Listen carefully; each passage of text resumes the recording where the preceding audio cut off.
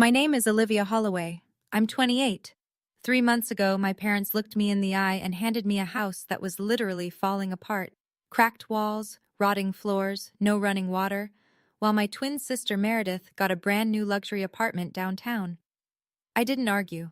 I took the rusty keys, drove 40 minutes into the country, and I rebuilt that ruin with my own two hands. Every nail, every board, every coat of paint. I poured $12,000 and 400 hours of sweat into it. And when my mother finally saw what I'd created, she didn't say she was proud. She said, "We're taking this house back. It belongs to your sister now. You have 48 hours." When Meredith arrived with her moving boxes, the color drained from her face. Before I tell you what happened, please take a moment to like and subscribe, but only if this story truly speaks to you. And drop your location and your local time in the comments. I want to know where you're listening from tonight. Now, let me take you back to a Friday evening in March, the night my father handed me a set of rusty keys and told me to be grateful. It starts at my parents' dining table. The same mahogany table where every important family announcement has been made since I was 6 years old. My father, Gerald, is standing at the head. He's 58, retired bank branch manager, and he runs this house the way he ran his office. Nobody speaks until he's finished. My mother, Diane, is beside him, hands folded, smiling the kind of smile that's been rehearsed. And across from me sits Meredith, my twin, my mirror image, my parents' favorite. "We've decided," Gerald says, "to give you girls a head start."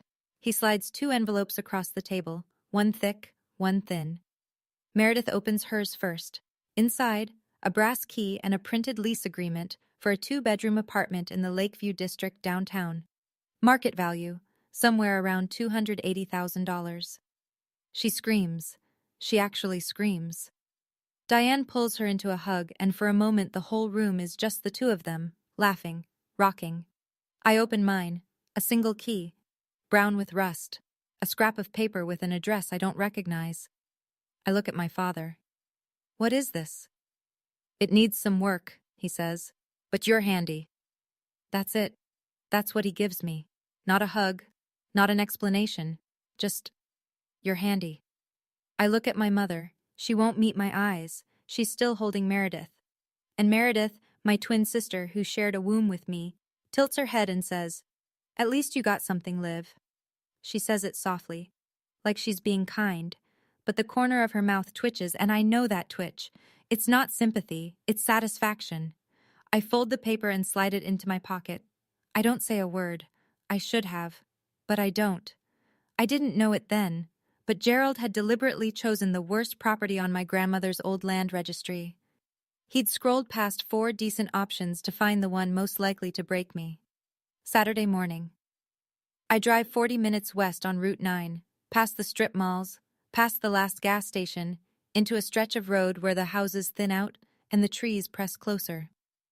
The address leads me down a gravel path, and when I see it, I stop the car and just sit there. The roof sags on the left side like a broken shoulder. 2 of the front windows are shattered, stuffed with plastic sheeting that's gone yellow. The porch steps are half collapsed. Waist-high weeds swallow the yard, and the whole structure leans slightly east, as if it's tired of standing. The smell hits me before I even open the door. Mildew, rot, something animal. Inside, exposed wiring hanging from the ceiling, rusted pipes, a kitchen floor so warped it buckles under my boot. I sit on the porch, the one step that holds me. I call Marcus Webb, 30 years old, real estate attorney, and the only person who's never lied to me. We met freshman year of college. He's the kind of friend who shows up at 2 in the morning and doesn't ask why. "How bad?" he says. "Roof's caving, wiring's exposed, no running water." He's quiet for a second. "You want me to look at the deed?" "Not yet." My voice cracks and I hate it. "I just need a minute."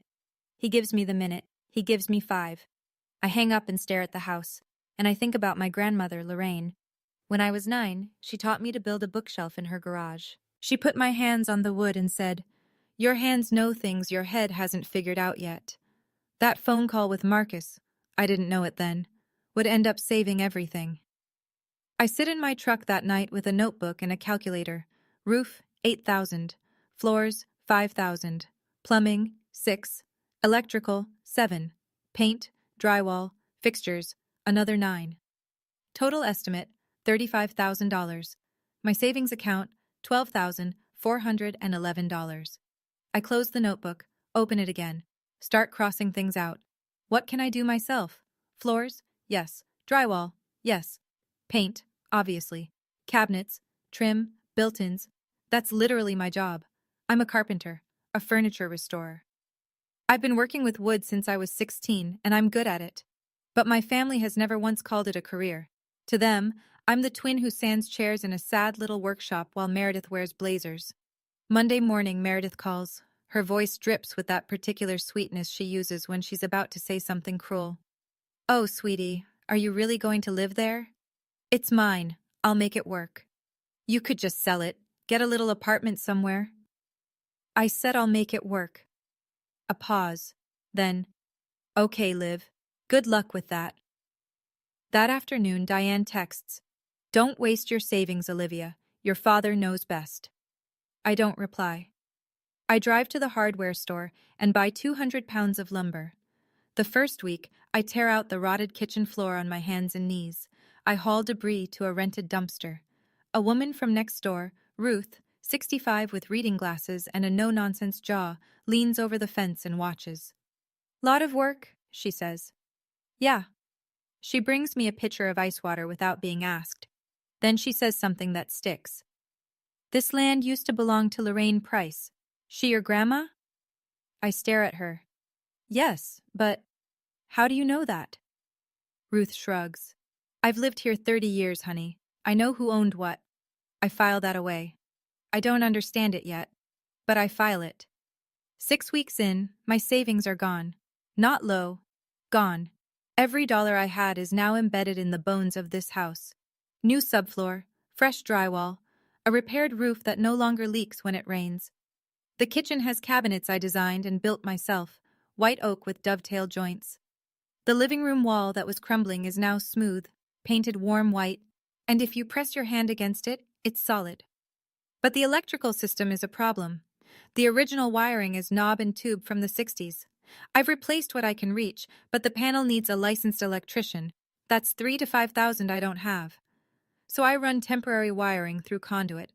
It's safe for now. It passes a visual check, but it's not permanent. I write it down in my project notebook, underlined twice. Electrical. Priority. Get licensed electrician, ASAP. I pick up freelance work at night, custom cutting boards, a reclaimed wood dining table for a couple in the next town, $60 here, $90 there. It's not enough, but it keeps the lights on, literally. Then Gerald shows up, no call, no text.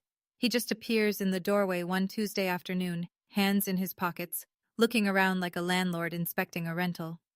He walks through the living room, runs his finger across the mantel I restored from the original fireplace surround, opens a cabinet door, lets it swing, doesn't say nice work, doesn't say anything for a full minute.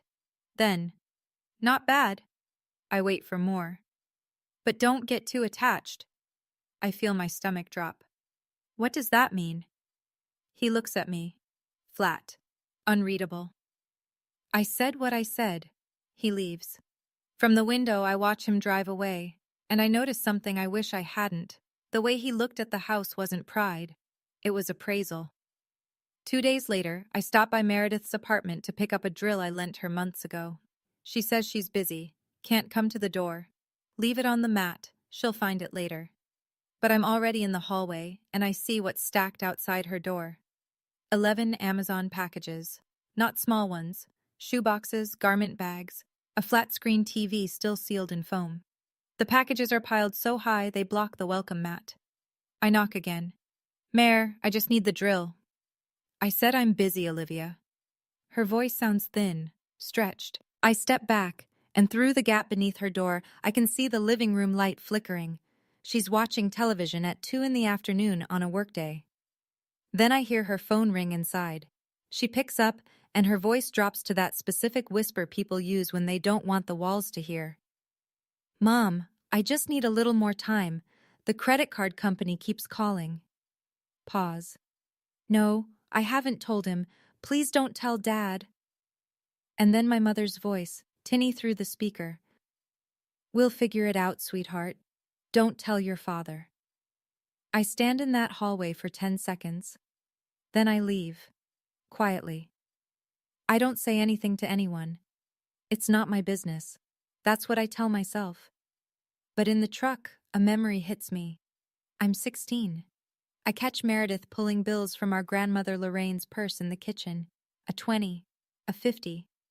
Lorraine is napping in the next room. I tell Gerald that evening. He turns on me. Not her. Me. "Stop making up stories about your sister." I learned something that night. In this family, the truth only counts when it comes from the right daughter. Now I'm starting to wonder, how much does Meredith actually owe? And what happens when Gerald finds out? 10 weeks after I started, the house is almost unrecognizable. New floors, new walls, a kitchen that looks like something out of a design magazine because I built every inch of it. I post a few photos on Instagram, before and afters. My hands on the timber, the sunrise through the new windows. Comments pour in from friends, old classmates, strangers. "Incredible! You did this yourself?" This is goals. It feels like the first applause I've ever gotten from anyone who isn't Marcus. Then Thursday evening, no warning. Gerald's car pulls into my driveway. Diane in the passenger seat. They walk in through the front door like they still own the place. Diane drifts through the rooms. She touches the walls, opens the kitchen cabinets, runs her palm across the countertop I sanded and sealed myself. She doesn't comment. She catalogs. Gerald plants himself in the center of the living room. "Your mother and I have been talking." My chest tightens. "About what?" "Meredith needs this house."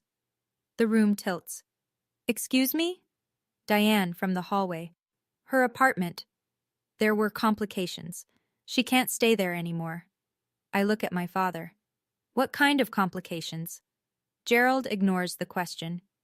"The deed is still in my name, Olivia. This house belongs to me. You have 48 hours to move out." My hands are shaking.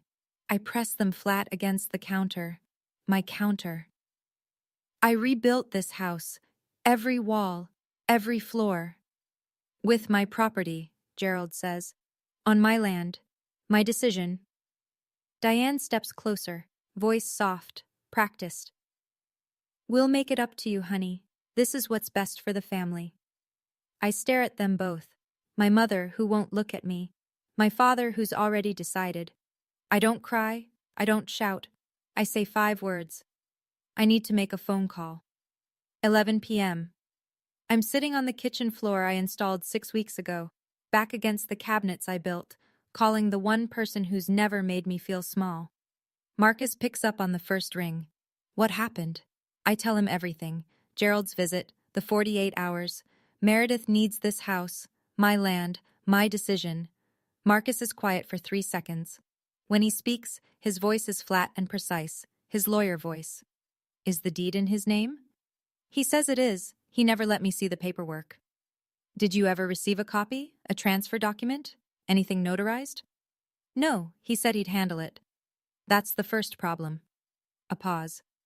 The second, who actually owns the land? Something clicks in my head. Ruth's voice.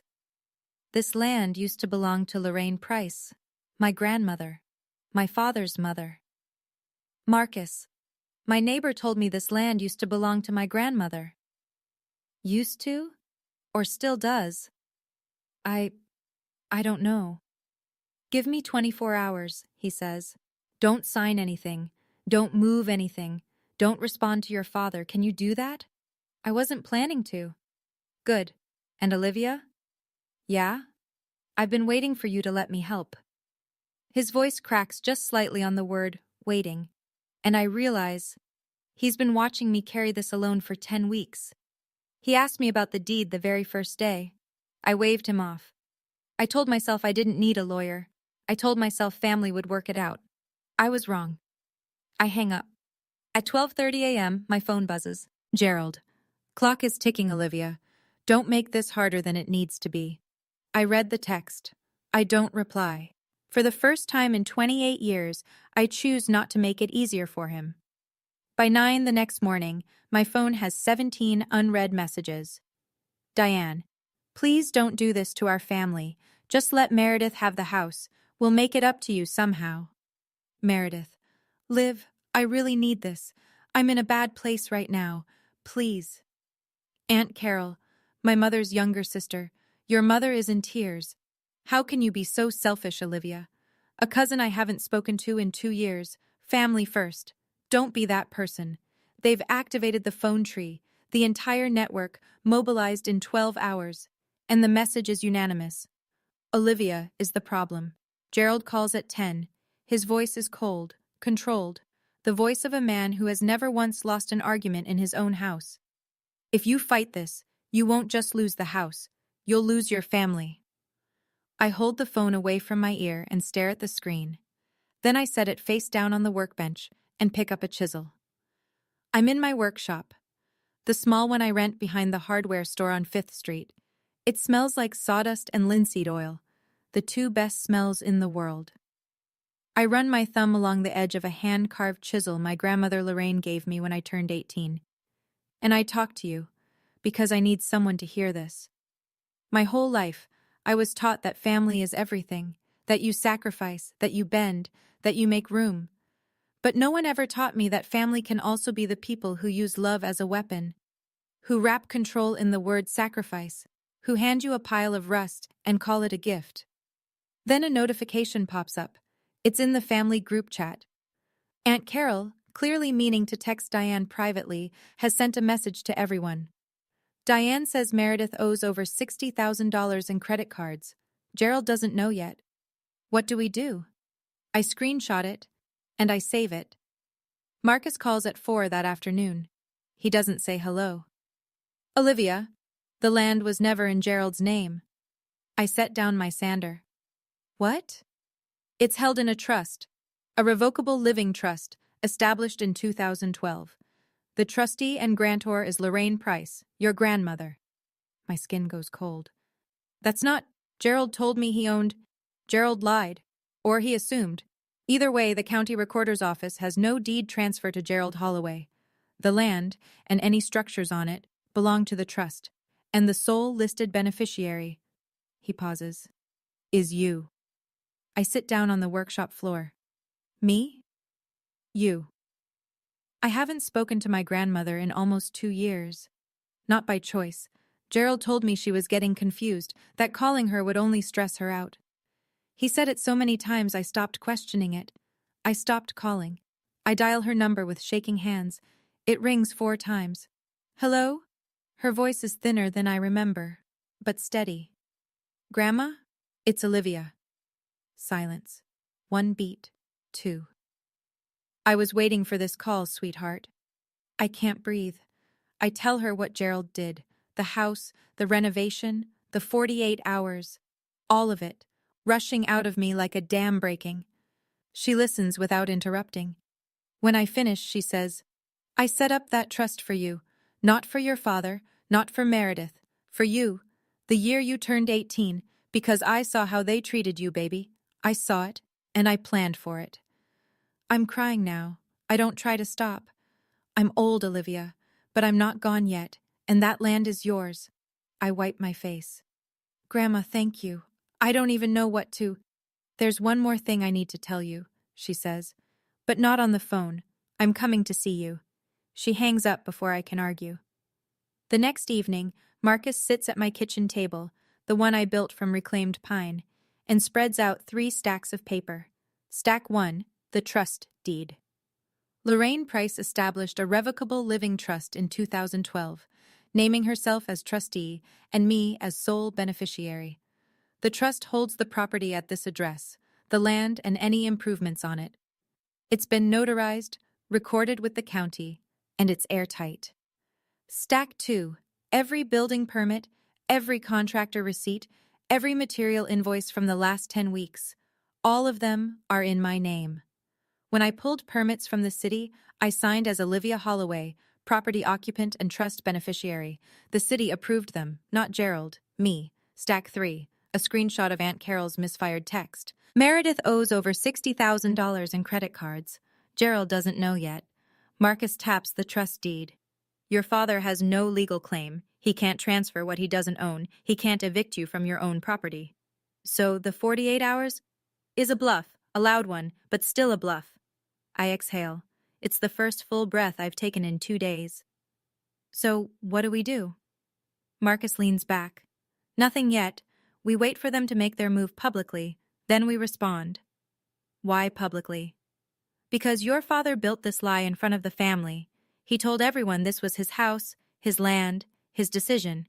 That lie needs to fall in front of the same audience.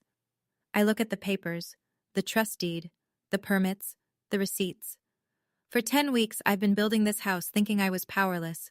But the whole time, the power was right here. I just didn't know it. Marcus stands. At the door, he turns.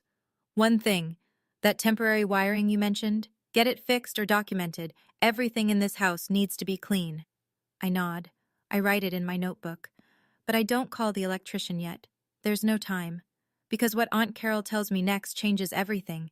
The phone rings at 8 the next morning. It's Aunt Carol.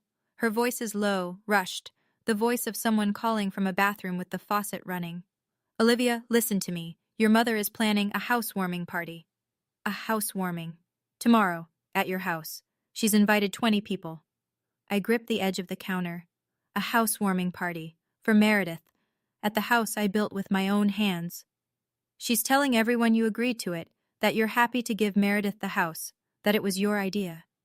Something cold settles in my chest. Not anger, not yet. Something quieter. Something that's been building for 28 years. Carol, why are you telling me this? She hesitates. Because I sent that text by accident, and now your mother won't speak to me. And because I've watched this family punish you for being easy to punish. It's not right. It never was. I hang up and call Marcus. 2 words. It's tomorrow. I'll be there. No hesitation. And so will your grandmother. She's 78, Marcus. She lives 3 hours away. She's already on her way. She called me this morning. My grandmother, 78 years old, bad hip, drives a Buick older than I am, and she's already on the road. That night, I sit in my workshop. I run a sheet of fine grit sandpaper over a scrap of walnut, back and forth. The rhythm steadies my pulse. You know that feeling when your entire family constructs a story about you? A story where you're the selfish one, the unreasonable one, the one who's tearing everything apart, and then they invite an audience to watch you play your part? I set my alarm for 6 a.m. Tomorrow I walk into my own house. Either for the last time or the first. I arrive at 9. The front door, my front door, the one I stripped, sanded, and restained by hand, is propped open with a doorstop I've never seen before. Inside the house is unrecognizable in a different way now. Diane has been here since dawn. New throw pillows on the couch, a tablecloth I didn't buy, platters of food covering the countertops I installed, and hanging from the living room archway in pink and gold balloons and a glitter banner. Welcome home, Meredith. 20 people fill the rooms. Aunts, uncles, cousins, Diane's book club friends, 3 neighbors I've waved to but never met. They're all holding paper plates and plastic cups, chatting like this is perfectly normal, like this is a celebration. Meredith stands in the center of the living room, hair blown out, new dress. She's laughing. Gerald has his hand on her shoulder, proud father pose, chest out. He sees me in the doorway. His voice carries across the room. Olivia came to congratulate her sister. That's what family does. Every head turns. 20 smiles aimed at me. I feel them like heat lamps. Diane appears at my elbow with a glass of lemonade. Be gracious, honey. This is hard for all of us. Great Aunt Margaret, Gerald's older sister, pats my arm. Such a generous thing you did, Olivia, giving your sister this beautiful house. I look at her. I didn't give anyone anything. The pats stop. Margaret blinks. Gerald's voice drops, low, a warning. Olivia, not here. Meredith glides over, voice silk. Liv, we talked about this. It's for the best. I look around the room. 20 pairs of eyes. Not one of them knows the truth. And every single one of them is looking at me like I'm the villain. Outside the window, I catch a glimpse of Ruth. She's standing on her porch, watching through the glass, slowly shaking her head. It happens in the kitchen. My kitchen. Meredith follows me in, and the moment we're out of earshot, the mask falls off. You should thank me, honestly. I turn around. For what? For giving you a reason to finally do something with your life. She leans against the island I built from scratch, white oak and brass hardware, and examines her nails. You'd still be sanding chairs in that sad little workshop if it wasn't for me. My jaw tightens. I built this kitchen, Meredith, these cabinets, that island, with my hands. And now they're mine. She says it like she's reading a weather report. That's how it works in this family, Liv. I thought you understood that by now. She opens a cabinet. Inside, Diane's casserole dishes, Diane's serving bowls, already unpacked, already at home. Meredith pulls out a glass, fills it from the faucet I connected. Drinks. Looks at me over the rim. Dad said you can take your tools when you leave. I don't need them. She walks back into the living room. I hear Gerald's voice rise over the noise. If I could have everyone's attention, please. I follow her out. Gerald is standing by the fireplace, the surround I restored from the original 1967 woodwork, raising a glass. To family, he says, and to Meredith's beautiful new home. 20 glasses lift, 20 voices repeat it. To Meredith. I stand in the back of the room. My hands are fists at my sides. My throat is burning. But I don't say a word. Not yet. I'm listening for something. A knock at the door. A car pulling into the driveway. Any second now. I know. I know some of you are screaming at your screens right now. Trust me, I was screaming inside too. But here's the thing.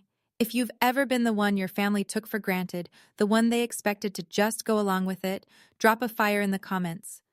And if you want to see what happened when I finally stopped being silent, make sure you're subscribed. Because it's coming. Gerald is mid-sentence. Something about sacrifice. Something about what it means to provide for your children. When the knock comes. 3 sharp raps. Firm. Professional. Gerald frowns. Diane glances at the door. Nobody moves. I do. I cross the room and open the front door. Marcus stands on the porch, gray suit, leather briefcase.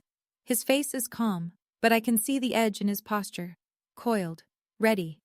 He nods at me once. Behind him, moving slowly up the porch steps, gripping a carved wooden cane with both hands, is my grandmother, Lorraine Price, 78 years old, silver hair pinned back, eyes sharp enough to cut glass. Gerald's voice from behind me. Who invited you? Marcus steps inside. No one. I'm Ms. Holloway's legal counsel. She doesn't need a lawyer, Gerald says. This is a family matter. With respect, Mr. Holloway. Marcus sets his briefcase on the dining table. Property transfer is a legal matter. The room goes still. 20 people holding plates and cups, frozen mid-bite. Meredith's smile dissolves. Then Lorraine walks in. I take her arm. She pats my hand without looking at me. Her eyes are locked on Gerald. She surveys the room slowly. The balloons, the banner, the food on counters that Olivia built. She reads the glitter letters. Welcome home, Meredith. She turns to Gerald. The room holds its breath. She says one sentence. Quiet, clear. The kind of sentence that lands like a gavel. Gerald, whose land do you think this is? Gerald opens his mouth. Nothing comes out. Lorraine pulls out a chair, sits down, folds her hands on the table. Sit down, son. You're going to want to sit for this. Marcus opens the briefcase. The click of the latches is the loudest sound in the room. He pulls out a document, crisp, bound, notarized. He sets it on the table so everyone can see the county seal. If I may have the room's attention. His voice isn't loud. It doesn't need to be. This property, the land and every structure on it, is held in a revocable living trust established by Lorraine Price in 2012. The sole beneficiary is Olivia Holloway. Gerald takes a step forward.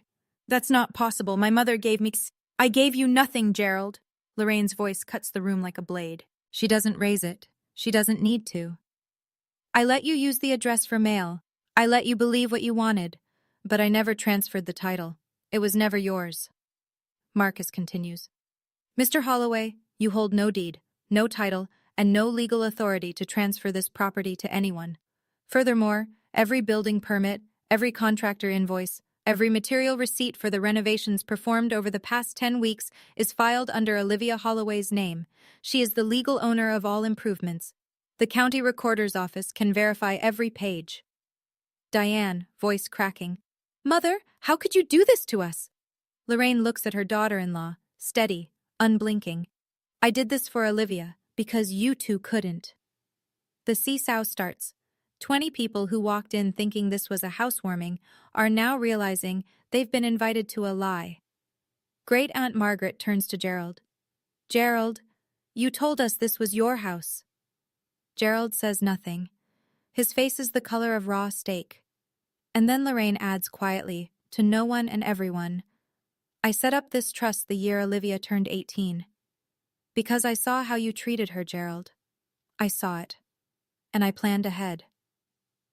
For a moment, nobody breathes. Then Meredith steps forward. Her hands are shaking. Her perfect composure, the composure she's worn like armor her entire life, is cracking at the seams. This doesn't change anything. Mom and Dad said, Gerald sharp. Meredith, be quiet. No! Her voice pitches high, desperate. I need this house. I don't have anywhere else to go. The room freezes. Not whispers now. Silence, the kind that swallows sound. Gerald turns to her, slowly. What do you mean you don't have anywhere else? Meredith's eyes are wet. Her lips move before her brain catches up. The apartment. I lost it. I couldn't keep up with the payments. Gerald stares at her, then at Diane, his wife, who has been clutching a dish towel to her chest like a lifeline. You lost the apartment, Gerald says. The apartment I gave you 3 months ago. Diane's chin drops. Gerald, I was going to tell you. You knew? The room ruptures. 20 people watch as Gerald's face cycles through shock, betrayal, fury. Meredith is crying, real tears now, mascara streaking. Diane is crying too, reaching for Gerald's arm, and he pulls away like her hand is on fire. Aunt Carol stares at the floor. Great Aunt Margaret picks up her purse. I think, she says quietly, we should all go home. People start moving. Coats, keys, mumbled goodbyes. No one looks at Gerald. No one looks at Meredith. They look at me. Quick, uncertain glances. And then away. I'm standing in the corner of the room, my grandmother's hand in mine. I haven't moved. I haven't spoken. Gerald turns to me. His voice is broken glass. You planned this. I meet his eyes. No, Dad, you planned this. I just showed up. The house empties. Paper plates on the counter, half-eaten casseroles. A balloon drifts across the floor and settles against the wall. Gerald and Diane sit on the sofa, my sofa, that I reupholstered from a thrift store frame. Meredith is somewhere outside. I can hear her crying in her car through the open window. Marcus steps forward. He holds out a white envelope. Mr. Holloway, this is a formal cease and desist letter. You are not to enter this property again without Olivia's written consent. Any attempt to claim ownership, alter locks, or contact Miss Holloway with threats regarding this property will be documented and forwarded to the county district attorney's office. Gerald looks at the envelope. He doesn't take it. Marcus sets it on the coffee table. Everything is documented. The trust deed, the permits, the receipts. The law is clear. Diane turns to me. Her eyes are swollen. Olivia, please. Please what, Mom? Please give up? Please be the easy one again? Please fold so you don't have to face the mess you made? I don't say any of that. What I say is, Mom, I love you, but loving someone doesn't mean letting them take everything from you. Diane's face crumbles.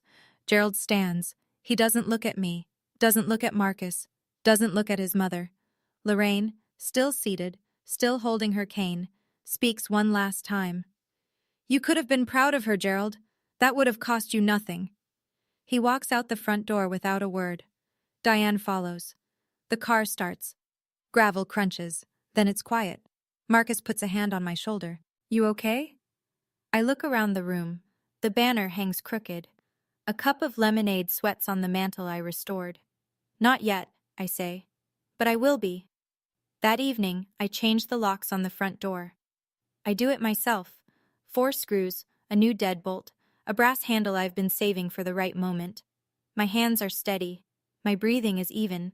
It's just hardware. But it feels like drawing a line in concrete. Ruth comes over with a pot of yellow chrysanthemums. She sets it on the porch railing and looks at me through her reading glasses. I always knew that house was yours, honey. Yeah? Your grandparents built it together in '67. I was 17. I watched them carry the lumber. I hold the pot and let that settle into me. 1967. My grandparents' hands on this same frame. My grandmother's trust protecting it decades later. And now my hands finishing what theirs started. I tear down the banner, pop the balloons, sweep the floors, load the leftover food into bags for Ruth and her neighbor. And then I sit in the middle of the living room, the room I rebuilt from bare studs, in perfect silence. It's the first silence that isn't fear. It's just quiet. My phone buzzes. Marcus. Get that electrical work done, Liv. Seriously, I call the electrician, schedule it for next Thursday. Then, while clearing Diane's things from the hall closet, I find something. A letter. Yellowed envelope, no stamp. Hand-delivered and hidden. The handwriting is Lorraine's. My dear Olivia, your grandfather and I built that house together in 1967, the summer we married. I always meant for it to go to someone who would love it the way we did. It was always meant for you. The letter is dated 5 years ago. Gerald hid it. 5 years of my grandmother's words, stuffed behind someone else's coats. I pressed the letter to my chest. I thought that was the end. It wasn't.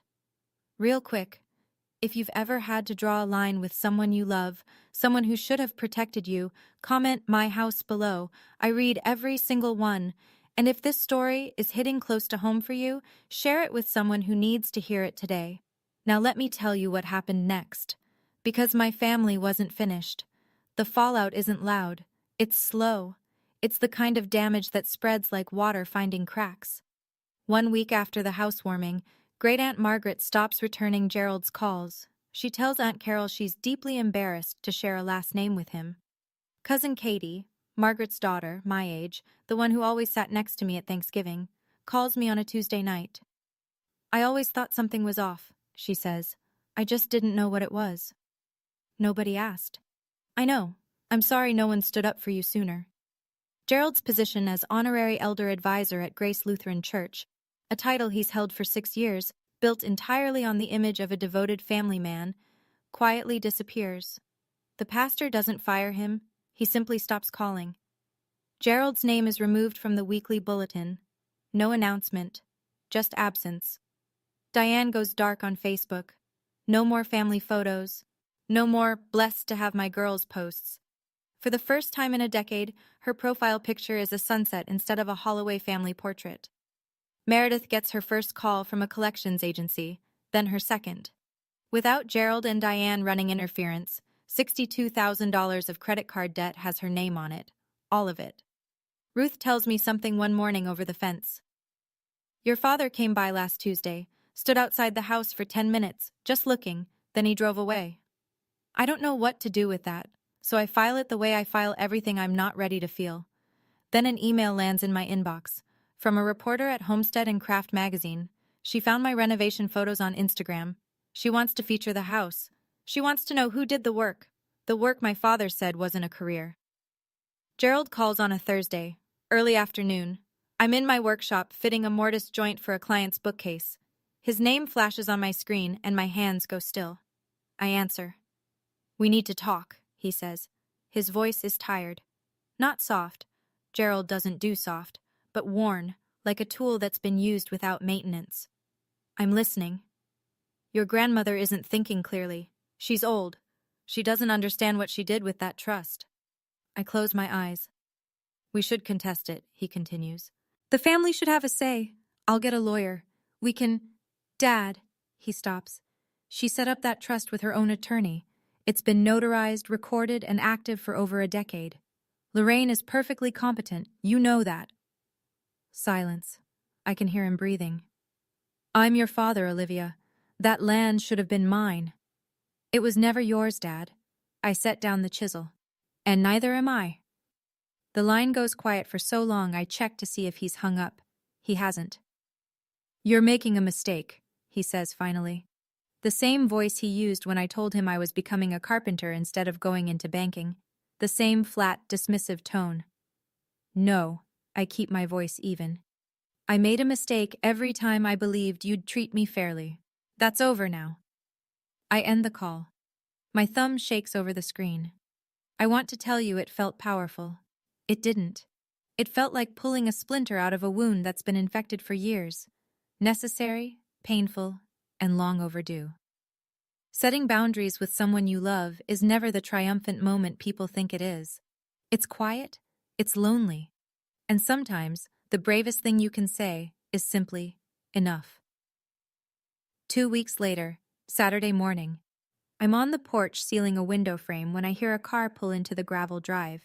The engine cuts, a door opens and doesn't close for a long time. Meredith walks up the path, no makeup, hair pulled back in a knot. She's wearing a sweatshirt I've never seen, gray, too big for her, the kind of thing she'd normally never be caught dead in. Her eyes are swollen. She looks 10 years older than she did at the housewarming. She stops at the bottom of the porch steps. My porch steps, the ones I rebuilt. "I'm not here to ask for the house." I set down the brush. "Then why?" "I don't know how to fix my life, Liv." Her voice is raw. No performance, no practiced sweetness, just a woman drowning. "I owe $62,000. I haven't slept in a week. The collections people call every morning at 7. I look at my twin sister, and for the first time, I don't see the golden child. I don't see the one who always got the bigger portion, the warmer hug, the louder applause. I see someone who was handed everything and taught nothing, someone who never learned to build because she never had to. "I can't fix that for you," I say. "And I won't." "I know. But I can give you the number of a financial counselor Marcus knows. The rest is on you." She nods, wipes her face, turns to go.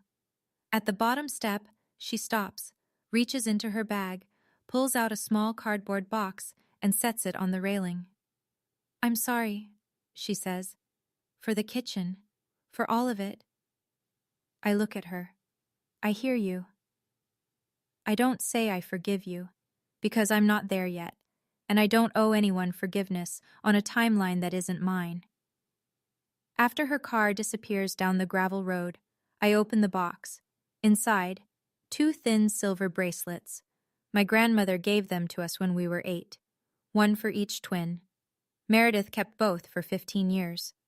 1 month later, a photographer stands in my living room with a DSLR camera and a reflector board, and I think, this is the strangest thing that's ever happened to me.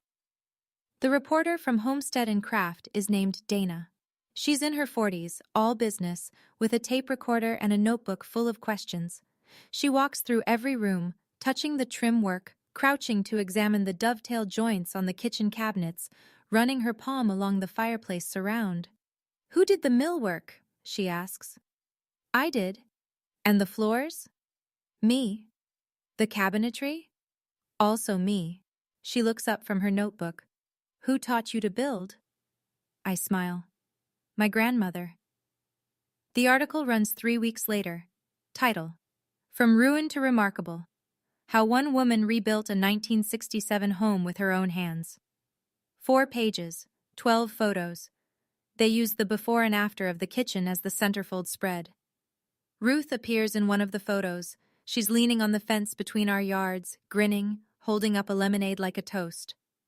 Within a week, I get 3 custom furniture commissions: a dining table, a set of bookshelves, a nursery crib in white ash. My workshop finally has a name: Holloway Woodworks. I hang the sign myself. Marcus calls to congratulate me.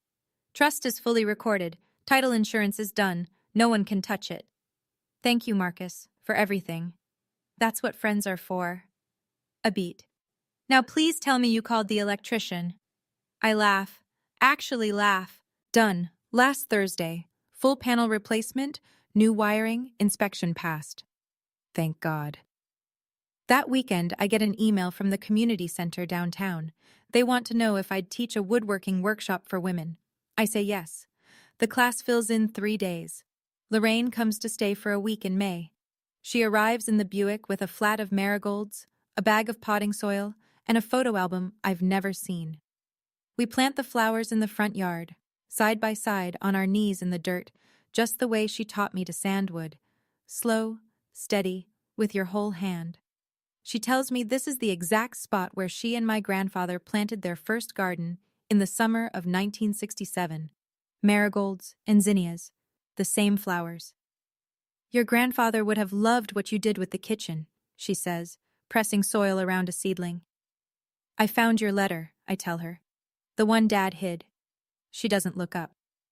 I wrote 3 letters. He hid all of them. But you're here now, baby. That's what matters. 3 letters. 3 attempts to reach me. 3 times Gerald stood between us and decided I didn't deserve to hear from the woman who loved me most.